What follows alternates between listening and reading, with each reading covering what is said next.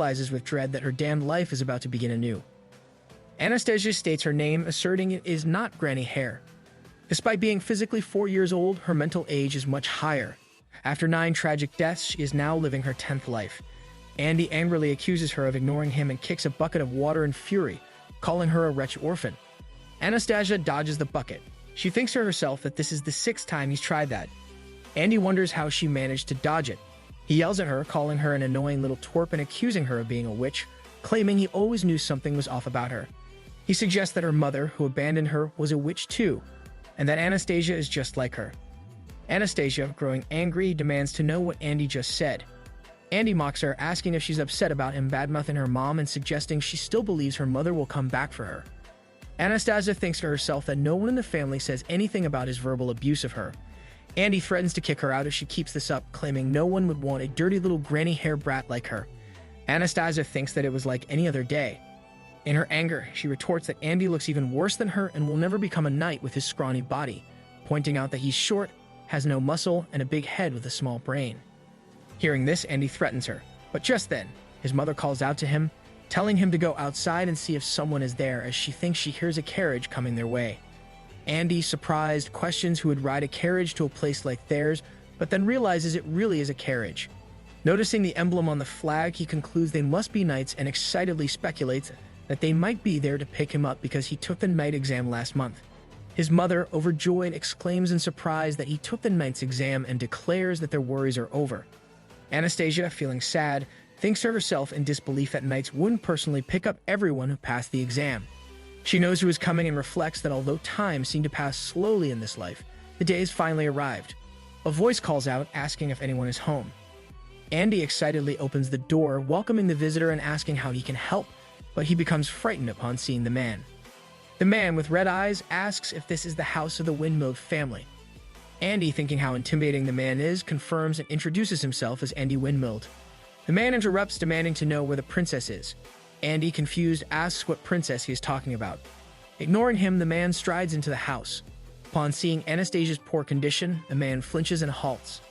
Anastasia, observing this, thinks to herself that deep down she hoped he would be upset to see her in this state. Kneeling before her, the man says, "There you are." Anastasia continues to think that she wanted his heart to ache and for him to feel guilty.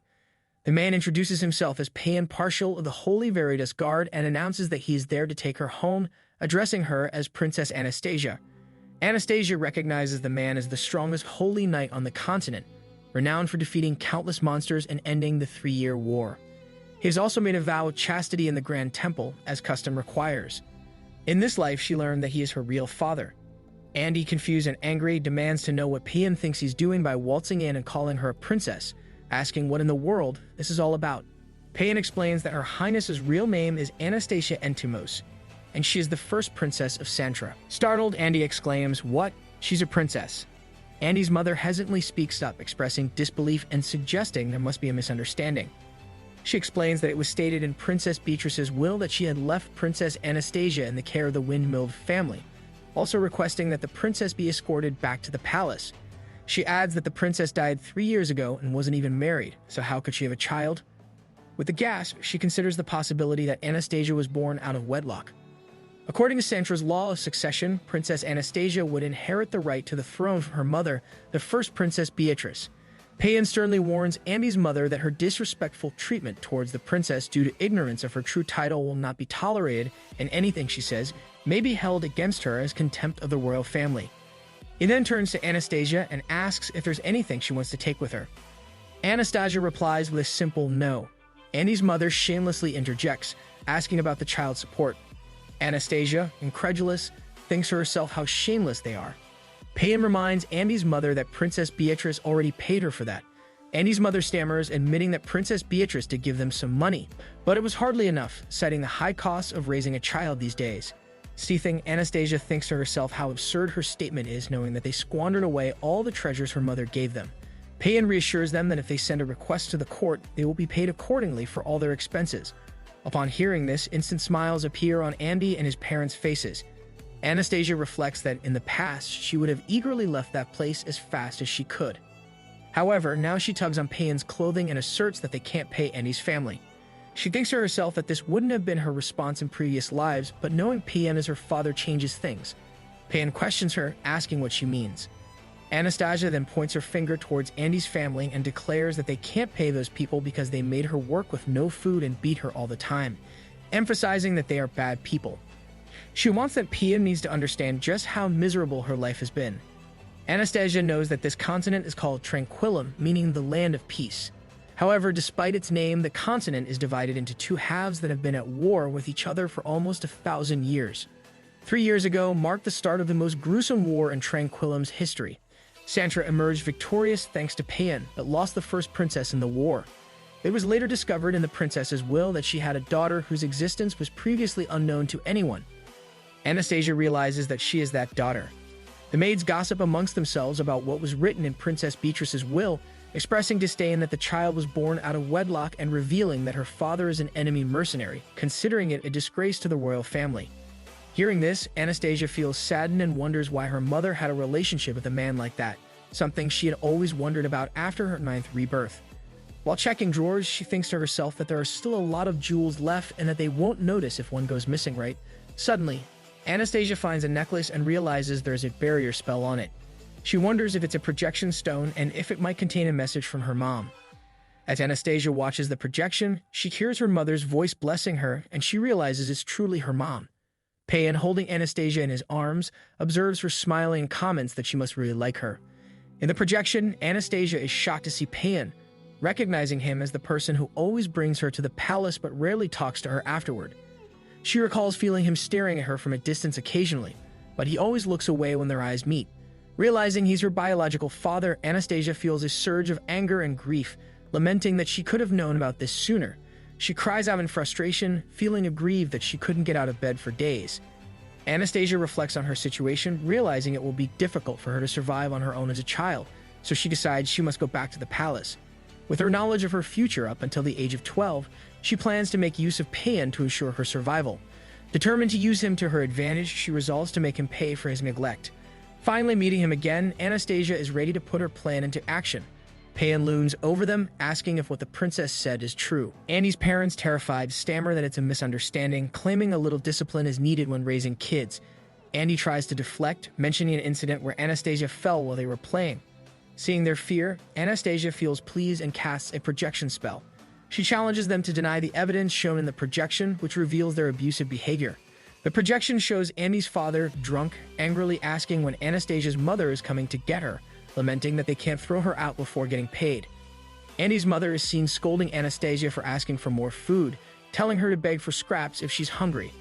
Andy mocks her, calling her granny hair and belittling her efforts. Seeing the projection, they all react with horror and shock. Terrified, they stammer, but that's magic. How does she know how to use magic? Anastasia thinks to herself that only a select few can use magic powers, primarily members of the royal family or nobility who have been trained. From her very first life, she had the ability to use magic, but always die before she could hone her skills. The thought makes her angry. Determined, she mentally urges Payan to take a good look and watch how they treated her. She isn't sure if this will make him angry, but she knows he won't be able to hold back when he hears them dishonor her mother. The projection shows Andy cruelly taunting, "I bet your mom was a witch too. That's why she abandoned you, right? You're just like your mother." Hearing this, Payan becomes visibly furious. A terrified Andy falters, stammering that he didn't know she was a princess. In a fit of rage, Payan strikes Andy and throws him outside. Anastasia and Andy's parents are stunned by the scene. Andy's parents, frightened, rush to their son, crying out in distress. Payan, seething with anger, approaches them, questioning how they dare ask for child support after the way they treated Anastasia. Lightning begins to crackle around Payan, a display of his divine powers. Observing this, Anastasia is in awe, realizing that she has never seen him use his divine powers before and concluding that he must have really cared about her mother. Payan declares that they will be taken into custody and sent to Udicium, the biggest and most notorious underground prison in Santra, adding that this is only if they survive the journey to the capital. A guard informs Payan that they are ready to leave. Anastasia stands in the carriage, watching them and thinking that it serves them right. Payan then addresses her, asking her to sit properly so she doesn't fall. She responds obediently with a "yes, sir."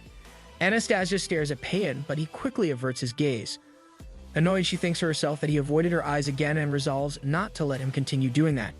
She then mentions feeling cold, prompting Payan to ask if she is cold. Payan takes a thick cloth and wraps it around Anastasia to keep her warm. He apologizes, explaining that he was in a hurry and didn't come prepared. Anastasia, still feeling cold, wiggles and squirms, prompting Payan to lift her up. He asks for her excuse before hugging her tightly. Nestled in Payan's embrace, Anastasia thinks about the warmth from his divine powers. She reflects that she understands why he pretended not to know her. In Santra, if a priest is discovered to have broken his vow of chastity, he faces excommunication and the cruel punishment of having his eyes torn out and hands cut off. Payan asks Anastasia if she feels better now. She thinks of herself that regardless of his reasons, she can't forgive him for abandoning her. Glancing at Payan, she resolves to use him and discard him as well. Pausing, Payan addresses her again, but she interrupts, asking if he is an angel. Surprised, he repeats her question. Anastasia excitedly describes how he put away the bad guys, made something awesome appear, and then warmed her up, insisting he must be an angel. Payan, with a serious expression, responds that he is just a human being, and that his powers were bestowed upon him by God. Internally, Anastasia thinks he doesn't have to be so serious. Payan commends Anastasia for her wisdom in using projection magic at her age, which he deems impossible. Anastasia quickly covers up, pretending it was an accident. She explains that magical powers typically manifest around the age of 8 at the earliest. She fabricates a story about finding a pretty stone in the forest that captured everything whenever she held it, while those people were being mean. Payan seems skeptical, but then acknowledges that even if she had found the stone, she shouldn't be exhibiting magical powers at her age. He concludes with a hint of realization that she truly is her mother's daughter. Anastasia, feeling frustrated, thinks to herself that she's Payan's daughter too, and the way he talks makes it seem like it has nothing to do with him. She wonders how her mother even fell in love with Payan in the first place, considering he's so cold and unfriendly. She imagines Payan confessing his feelings to her mother first. In her imagination, Payan expresses his feelings for Anastasia, and her mother, Beatrice, responds that she also feels the same way. Anastasia ponders the situation, unable to imagine it, and considers the possibility that her mother made the first move. Payan insists that they cannot pursue their feelings because he is a servant of the Lord, but Beatrice disagrees, saying they can. Anastasia concludes that it doesn't seem quite right either way. Anastasia reflects that regardless of what happened, she can tell her mom was drawn to a pretty face, noting Payan's long lashes. She decides to stop making silly speculations and focuses on executing her plan. Anastasia addresses Payan, referring to him as Sir Angel, and expresses a favor she has. Payan reiterates that he's not an angel but asks what she needs.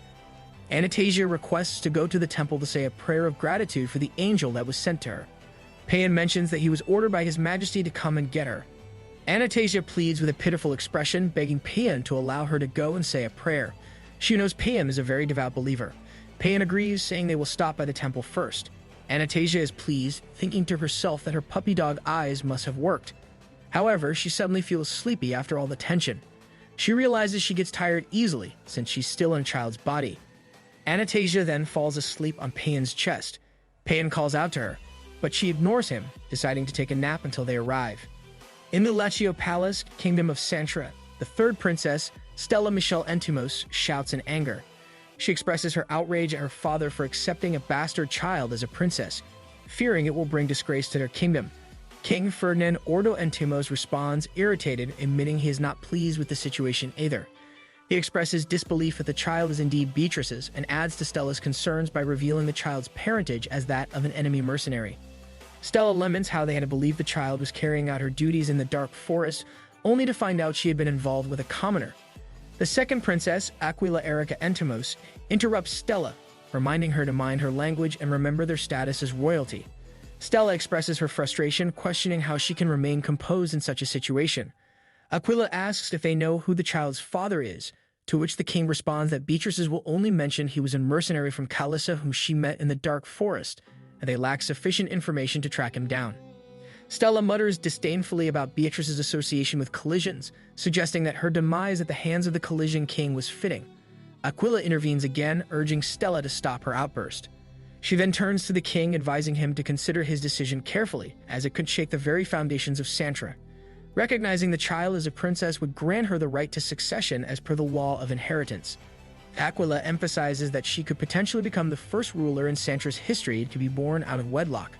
Stella vehemently opposes the idea of letting the child become a princess, insisting on kicking her out discreetly. However, their conversation is interrupted by the arrival of Ishmael Bellis, the high priest of Santra, who brings news of an oracle they received the previous day. Aquila expresses surprise at the mention of an oracle, as they haven't had one in over 100 years. Ishmael reveals that the oracle foretells the new princess as the one who will bring light to Santra, leaving everyone astonished. Stella questions the interpretation, while Aquila ponders the meaning of light, suggesting it may not necessarily refer to the throne. Ishmael explains that oracles are often vague, but receiving one in her name makes her a child of God.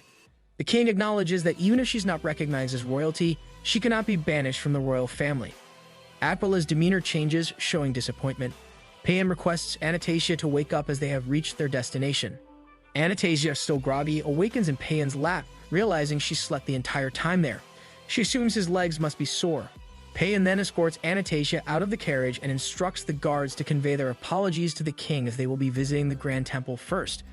Anastasia expresses gratitude to Paean, calling him Sir Angel, which surprises the guards.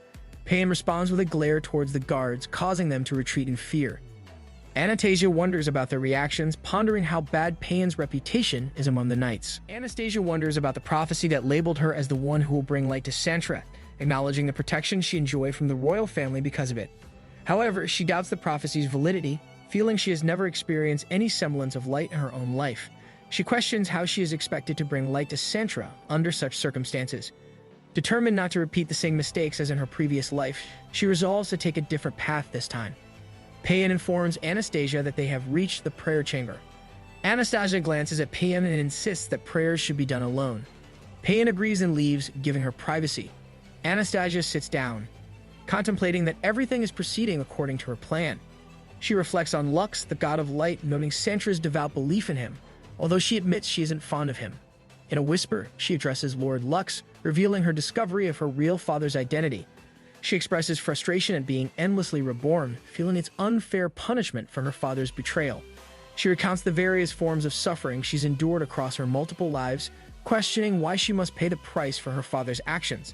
Standing up, Anastasia declares that she believes she's endured enough punishment.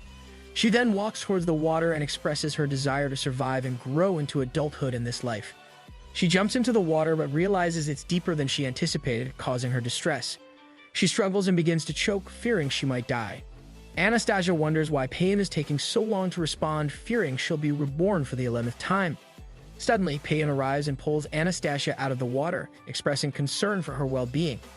Anastasia coughs and looks at Paean, surprised by his apparent distress, although she finds it hard to believe that he genuinely cares about her. The priest calls out to Sir Partial repeatedly, causing Paean to flinch each time. The priest informs Paean that he can stop using his divine powers, reassuring him that Her Highness is fine now. Paean is concerned because Anastasia is unconscious, but the priest explains that she likely just fell asleep from the calming effect of the divine powers. Another priest mentions that they ran over after hearing a scream and were surprised to find that the princess had fallen into the water. The priest asks if she slipped and acknowledges that Paean must have been very shocked, noting that they had called out to him several times without a response. The priest offered to take care of the princess and suggests that Paean should go and change his soaked clothes. Paean decides that he will have to take Anastasia to see His Majesty the next day instead. He asks the priest to take good care of her before he retreats to his own quarters. Once alone, he starts trembling, haunted by guilt and replaying Anastasia's words in his mind. He repeatedly tells himself that he mustn't let her get any closer to him, fearing that it might happen again. He resolves that he must not look at what is not his to keep and must not let anything weaken his resolve, as it would lead to ruin. Anastasia wakes up in the middle of the night, disoriented and confused about her surroundings. A priest reassures her that she can sleep a little longer, and the other priests react with surprise upon hearing that the princess has woken up. Realizing they are priests, Anastasia starts fumbling for something, and one of the priests hands her a necklace. Anastasia is relieved, explaining that it belonged to her mother, which touches the hearts of the three priests. Inwardly, she acknowledges that the real reason she values a necklace is because it contains a projection stone with the secret of her birth. She then asks who they are, and the priest introduces herself as Sierra, a second-class priest, while pointing out Rosa and Yus, both third-class priests, with Yus being the youngest among them. Anastasia thinks to herself that they all seem like nice people. Anastasia reflects on her past lives, noting that she hasn't encountered many kind people throughout her 9 lives. She then asks if they washed and changed her, thinking that this might be a sign of better days ahead. Sierra explains that although it's usually the palace maid's duty, they took care of it because they were in a hurry. Anastasia beams and thanks them, which makes the priests find her too adorable. Suddenly, Anastasia's stomach growls, prompting Sierra to urgently instruct the others to bring her something to eat immediately. Rosa and Yus respond with a quick "understood" and rush off. Unaccustomed to such kind treatment, Anastasia believes that they don't have to make such a big deal out of it. Anastasia eats her meal with delight, thinking to herself how delicious the potato soup with big chunks of bacon is. She feels overjoyed to have clean clothes, a nice bed, and warm food after such a long time. Rosa, noticing her eagerness, comments that she must have been very hungry. Anastasia continues to eat, nodding in agreement. Yus observes that she is too skinny and reassures her that she will have much better food now that she is in the palace. Anastasia, however, silently doubts that, remembering that things are not always as they seem in the palace. Anastasia reflects on her past experiences in the palace, recalling how the chefs there always prepared food that tasted awful. She constantly worried about her meals being poisoned. Additionally, the palace maids assigned to her were lazy and often quit, leaving her to handle all the menial tasks herself as the other servants slacked off. She muses on how wonderful it would have been to have such good and caring people by her side back then. Sierra offers to wipe Anastasia's mouth, and Anastasia thanks her, remarking that they all seem like angels. This reminds Rosa of how Anastasia had called Sir Partial Sir Angel, prompting Yus to joke that Sir Partial might feel disappointed if he hears others being called angels too. Rosa wonders about Sir Partial, noting how shocked he seemed, and Sierra agrees, mentioning that she had never seen him so panicked, even on the battlefield. Anastasia internally debates the significance of his reaction, questioning whether he truly cares for her or if he was just scared of getting into trouble. Sierra suggests that Anastasia should get some more sleep, as she has to meet the king early the next morning. Anastasia resolves to remain vigilant and not spare any affection for her father, vowing never to forgive him. The next day, the priests dress Anastasia up beautifully. Sierra expresses her admiration, while Rosa and Yus comment on how adorable she looks. Sierra adds that the temple attire suits Anastasia, making her look as pretty as a doll. Looking at herself in the mirror, Anastasia admits internally that she does look cute and acknowledges the priest's good work. Yus imagines how even cuter she would look in a dress.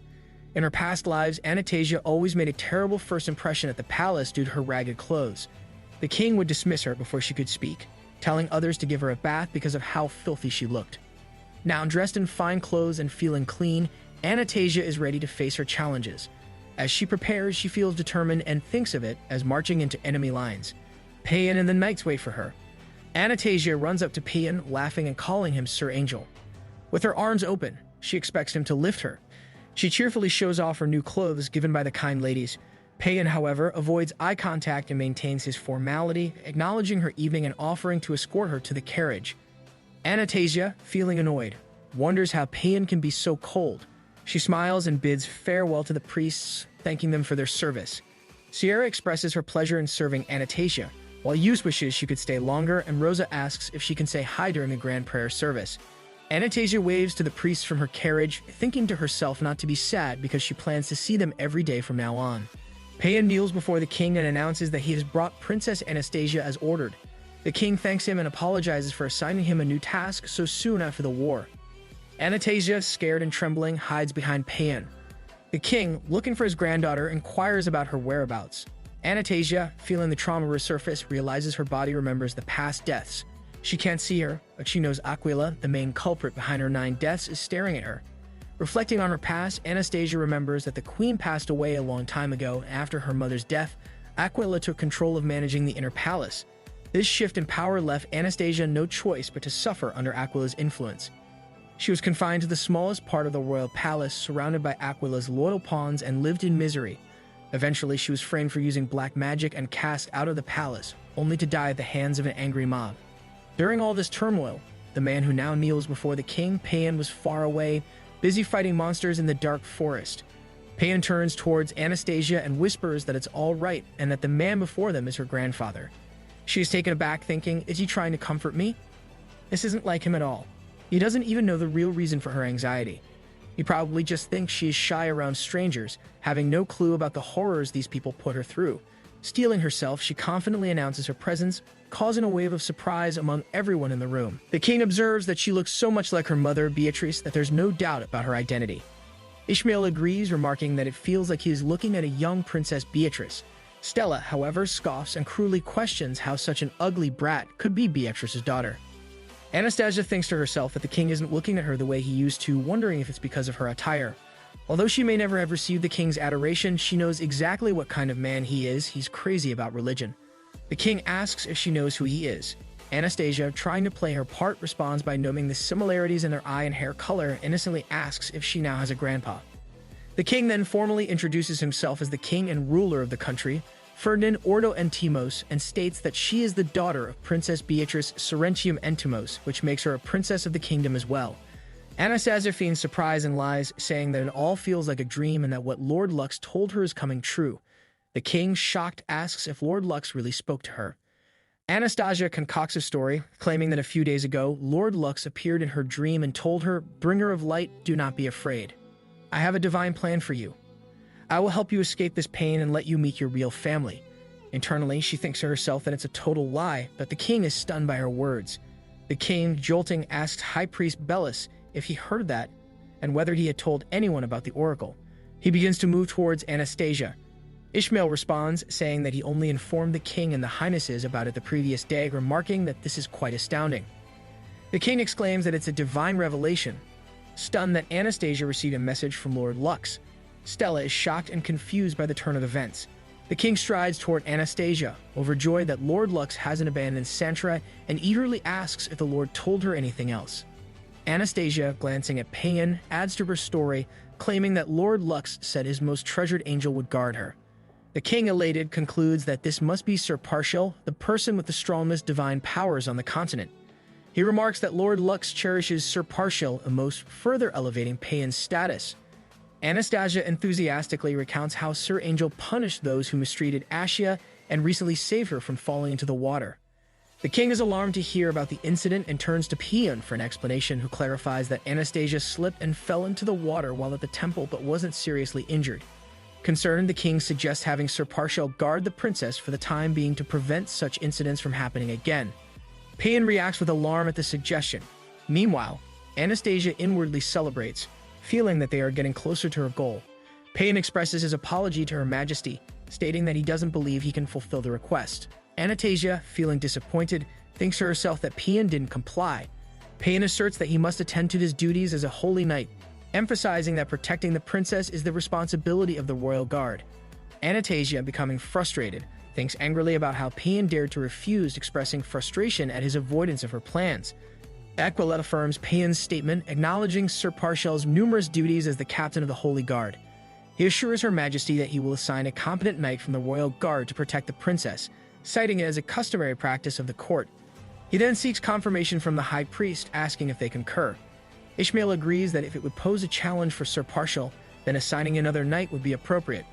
The king acknowledges Ishmael's sentiment, expressing understanding and not wanting to overburden Payan. He suggests shifting the discussion to the arrangements for the princess's quarters. Meanwhile, Anastasia, feeling angry, thinks to herself, addressing Aquila, expressing defiance against letting him have his way. She then sits in the room with a gloomy expression. Suddenly, Conrad Mihail introduces himself as a knight of the Second Royal Guard, offering to be her personal guard. Anastasia, recognizing him, recalls his behavior of slacking off and fooling around with the maidservants all day. Payan bows respectfully, indicating his departure, but Anastasia grabs hold of him, crying out not to leave. Payan frowns, explaining that the royal guard upholds high standards of excellence, ensuring her safety even in his absence. Anastasia, trembling, sarcastically thinks to herself about the supposed high standard of excellence, fearing for her life. She then stammers, expressing her reluctance to have anyone else but Payan as her guard. Payan responds, apologizing, and insists she stop calling him Sir Angel, explaining that it would be blasphemous to Lord Lux as he is not an angel. Anastasia angrily thinks about Payan's comment, questioning his right to speak considering his own blasphemy. She then adopts a pitiful expression, mentioning that she forgot Sir Angel's name. Payan reminds her that his name is Payan Partial, and suggests she calls him Sir Partial. Conrad, with a dismissive noise, thinks to himself that Sir Partial isn't skilled at dealing with children. Anastasia attempts to say Payan's name but struggles, eventually breaking into tears, finding it too difficult.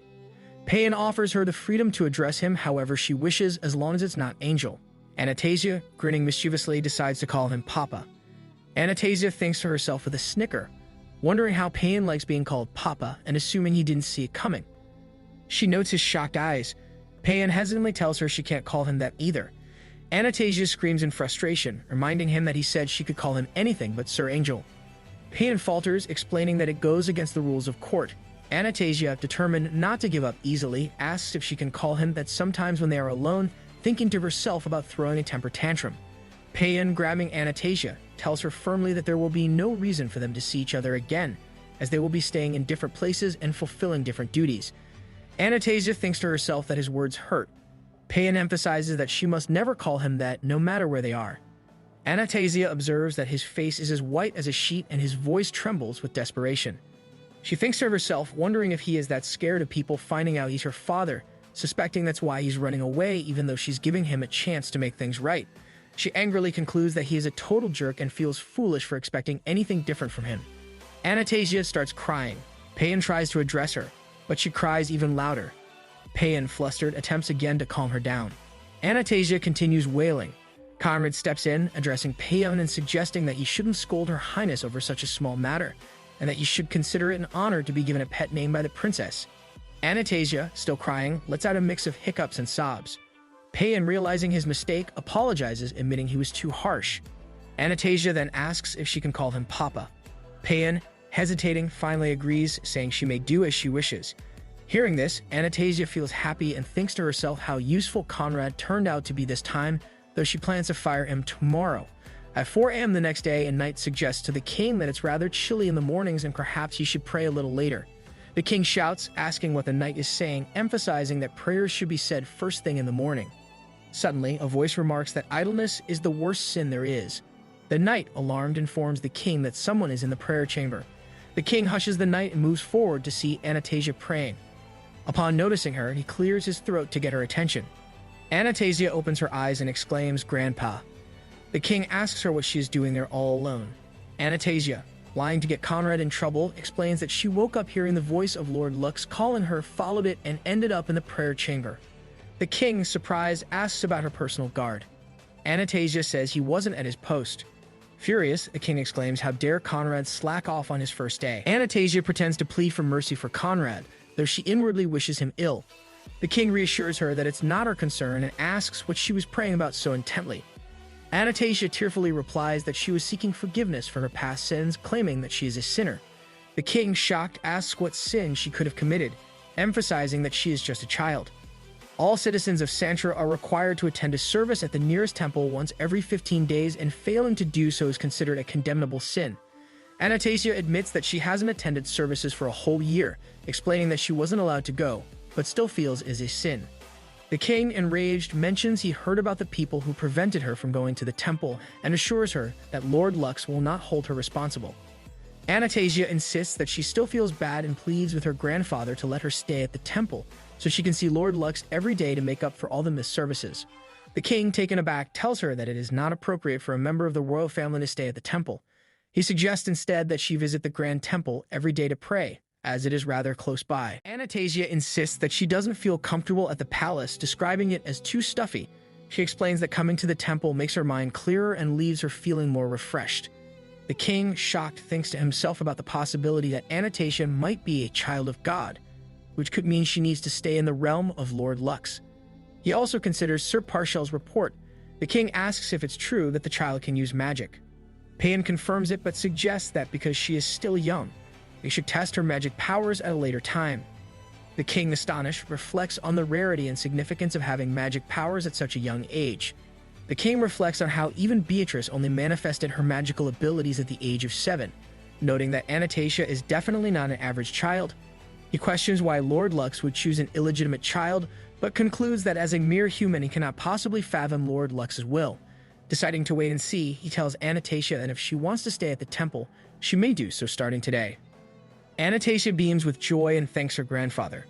Internally, she celebrates another success, noting that everything is going according to plan, although she acknowledges that the final step will be difficult.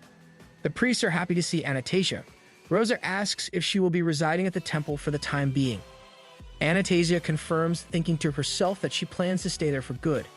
Sierra expresses delight at the prospect of seeing Her Highness every day. Anastasia spots Sir Parshal approaching and runs towards him, laughing and calling out, "Papa." Payan is shocked, addressing her as Your Highness in disbelief. Anastasia